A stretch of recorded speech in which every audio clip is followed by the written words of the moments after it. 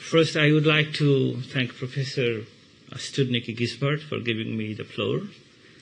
And thank you.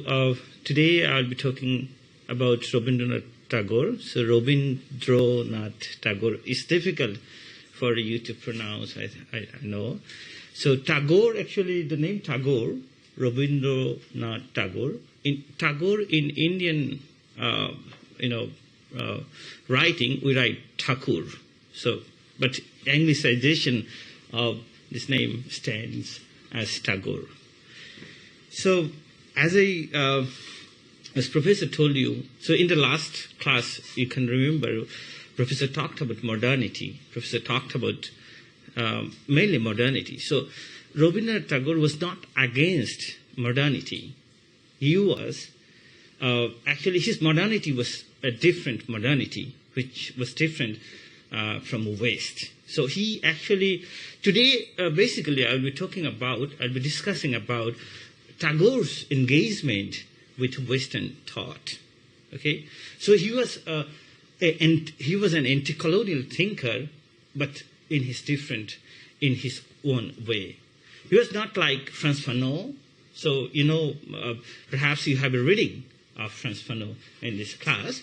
So, but he was not so much against Frantz Fanon, because both of them talked about the culture, local culture, that how, because of colonization, indigenous culture, are obliterated. Indigenous culture, for instance, Fanon wrote that in colonial setting, indigenous culture is like in concentration camp. Okay, so it is. So Tagore is not like Fanon or other anti-colonial thinker. So he had his own way. So today you see that this is Rabindranath Tagore.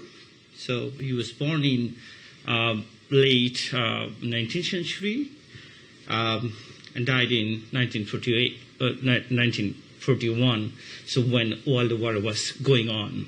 So these two world wars, the political development of late 19th century and early and first half of the 20th century had profound impact on his thinking. Okay, so as Professor also gave introduction, that Tagore did many things. So he was a poet, he was a novelist, he was a playwright, he was essayist, and he was a composer. He wrote so many songs. So if you just go to YouTube and search Tagore, you will find his songs, and it's so popular in the Indian subcontinent. Okay, he was a very known figure in the 20th century because his books have been translated in many languages. So let's have a brief look at the biography of Tagore. So today I will not, go detailing to in Tagore's biography because it will take a long time. So just have a look. So when he was born, and interestingly, he also went to England to study, but he came back because he was not doing very well, or he didn't focus on study there. So his father, like Karl Marx, wrote him to come back. Okay, so that Karl Marx actually changed university. So Tagore returned to India in 1880s, you see, and in 1905 he was involved in the political movement, which briefly I'll be talking about these after some time. Just please have a look. I will not go detail into it. But just one important thing I would like to let you know that he was the first non-European person to receive Nobel Prize in literature. So at that time, at that period, it was very difficult. So you see that Tagore had also connection with Einstein, because Tagore actually had international connection. He traveled to many countries and had connection with many intellectuals. So this is one of the reasons that why he'll be criticizing nationalism later in his later life. So he got Nobel Prize for this poetry. So you see, it was introduced by a famous poet, Western poet, W.E.S. Perhaps you know him. So in this lecture, what I'll be doing, just my central question is that, so in his initial years, Tagore was a supporter of nationalism. He supported nationalism. Okay, he supported anti-colonialism. But in his later life, not later actually, in his you can say that in the middle of his life, just in the 1910s, so he was writing against nationalism. So he will be criticizing nationalism. Okay, so why this shift occurred? So my lecture will explore these questions. You see that if you look at, just briefly, I will not talk much about it because I have not much time.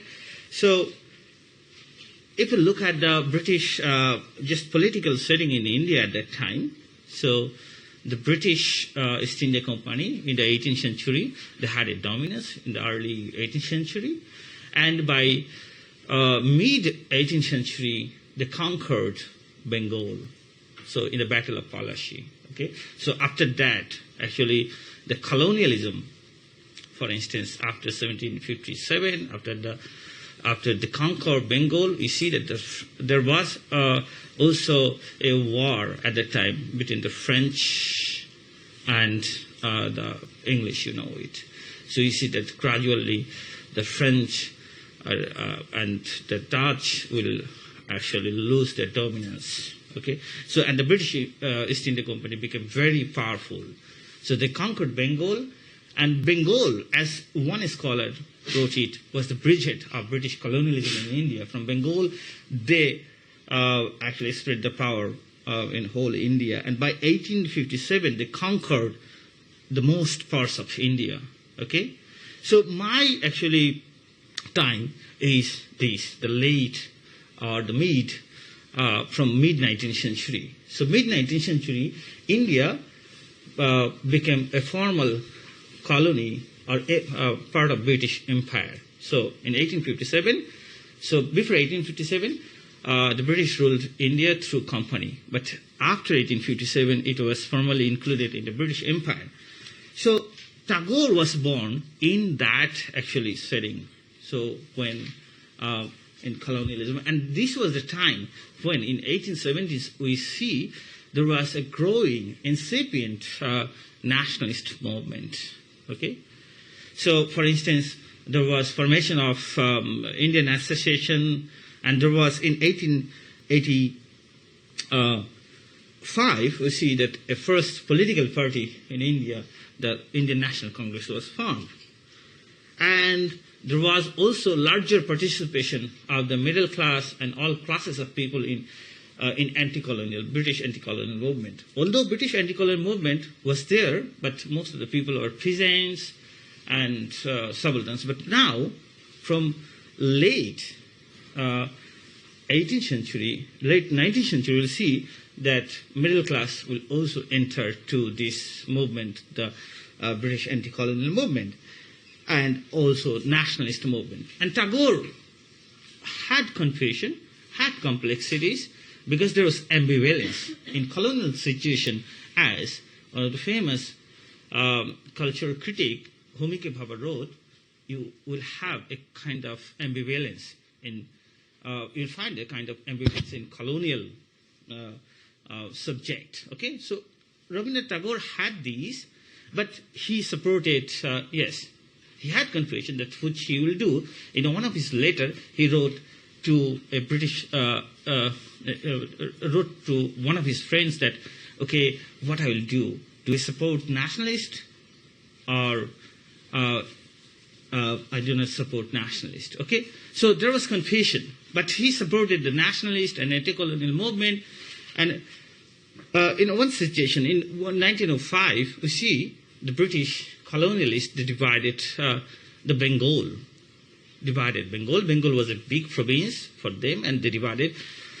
But there is a debate surrounding this, that why they divided Bengal. So some scholars argue that the British divided Bengal because in Bengal was the place where anti-colonial movement actually developed and was very strong. And they wanted to divide two parts of Bengal so that they can curb the anti-colonial movement. And also there was a debate. There was people mainly from middle-class Hindus and the middle-class Muslims. Through this partition, the British divided this, created a rift between this, because the Muslims, they supported partition. So this is a long story, so I will not go into this. And the Hindus, mainly the middle-class landholders, they didn't support it because this would actually help them. So the British were able to create a rift. So most of the scholars argued that it was a political decision. But the nationalists, so they were very sad. And Rabindranath Tagore at the time was a nationalist. And he wrote a song at that time, Amar Sonar Bangla, My Golden Bengal. He was utterly shocked. Now it's the national anthem of Bangladesh, the country where I came from. Okay? So, and he established different national schools at the time. He supported the Swadeshi movement, is a kind of movement which was against the British and in which the Indian people, they boycotted the British products. Okay? So initially, Tagore supported it. But with the time, gradually, he was disillusioned with this movement. And this is the time, in 1908, he published a novel called Home and the World. Okay? So that was the shift happening. And in 1913, he got the Nobel Prize. Okay? He got the Nobel Prize, and this was a time when the greatest shift was happening in his thinking. He became more and more staunch critic of nationalism. Later we will explore that why that time was important. Okay? So the global political environment, you can see at the time there was imperialism and competing nationalism, chauvinism, World War II, these were happening at that time. So, and we talked about this, that what happened, what was the political situation in India at the time. Now, come to Tagore's thinking. What Tagore dealt about. He talked about nationalism, engaged engaged in colonialism, internationalism, culture. For him, you see that in 1916, he went to Japan and the USA. So after getting Nobel Prize, he was invited by different countries to give lectures, deliver lectures, because he became famous. Initially, he didn't accept Japan's proposal because at that time, Japan was engaged in militarism. So he actually didn't like it. And he told, okay, perhaps I will not go to Japan, but ultimately he made it. But in Japan, he gave a lecture, and in USA, he gave several lectures. So you see that Tagore is in the USA. And Tagore's book, after his lecture, was published, in 1917, 18. It was published in English. But later on, it has been translated in different languages. You see that this is not English. Okay? Perhaps it is German. You can... So it was published from Vienna, perhaps in German language. So what is his thinking? Tagore, he is actually giving lecture in 1916, and in 1916 he is writing nationalism. Nationalism actually a kind of organization of political and economic union. Okay? So it's a kind of political and economic union. People actually gathered because of mechanical purpose. So nationalism, for him, a nation is for self-preservation. It's merely the side of power, not human ideals. So for him, that nationalism is very parochial. So it does not embrace the global humanity. It is not coterminous with global humanism. So he is saying that, okay, we have to pursue humanism, not nationalism, not a parochial thing. So nationalism is like, if you go through the Marxist criticism of nationalism, you see that they say, okay, nationalism is nation is a kind of bourgeois society. So Tagore is not saying this. Tagore is saying that nationalism is a union of commerce and politics. Okay, something similar, but not totally similar. Okay, so Tagore is saying that, okay, why you were pursuing nationalism? So nationalism is a kind of evil, he's saying. It's a kind of monster. Because he was also observing. I told you what was happening in the late 19th century. So there was a scramble for Africa, there was competing nationalism in the early 20th century, and the whole first half of the 20th century was, there was extreme nationalism, chauvinism. In the last class, Professor talked about the genocide, the Jewish genocide. So Tagore was also shocked by this. So his book in 1941 dealt about that. So I'll be coming to that. But the main idea, Tagore says, that nationalism is parochial. So, and he cautioned also the Japanese, in Japan, that Japan, you should not have to buy Western idea. He was critical about the Western idea, but he told that, okay, I am not against any nation. Okay? So I'm not against the British, I'm not against the German, I'm not against the Russian, but I'm against this parochial idea of nationalism. So not only Tagore, but if you look that, if you read, perhaps you'll be reading or read Horkheimer or Adorno, Horkheimer and Adorno, they criticize the Western Enlightenment, that what Enlightenment did. Enlightenment, after Enlightenment, we saw 2 world wars, genocide. What happened? So Tagore is writing, Tagore is saying that this is, there is a problem in Western thinking in the 20th century. So this, or the 19th century, that is he is criticizing the idea of nationalism and idea of Western modernity. So he is cautioning Indians, they do not buy the Western idea of nationalism or modernity. You have to follow you. Okay? And you should not have to mimicry others, the West. That was his message. So for him, he is writing that India has different problem. India's problem is not political. India's problem is a social problem. What is the social problem? To solve the caste question, race question. Okay? So India has to do with the race question. And he also criticized the Americans when he went to America. So he told that you Americans, you also couldn't solve the race question, but you are, now propagating the European idea of nationalism. Okay? So what you did with the Red Indian, what you did with the native people. Okay? So you see that Tagore was critical about the Western thinking, nationalism, about colonialism, but he didn't want any violence.